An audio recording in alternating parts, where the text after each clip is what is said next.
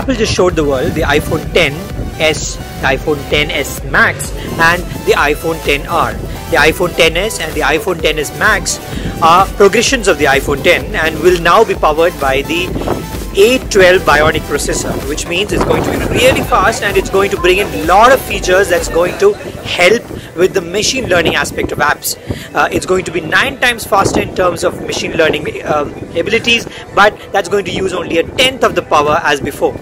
But the iPhone XS and the iPhone XS Max will be priced 99,900 onwards, and the XS Max is going to be priced 1,09,900 onwards.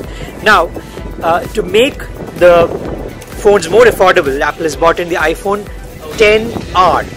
The iPhone XR is priced 77,000 onwards, but to make it more affordable, the phone is going to use aluminum instead of steel. It's going to have an LCD screen instead of OLED, and it has only one camera at the back. If you look at the new phones, along with the A12 Bionic processor, the cameras have improved and are going to bring in features like Smart HDR, and there is also the ability to change the depth of field of a photo even after you've shot it, which I think is really interesting.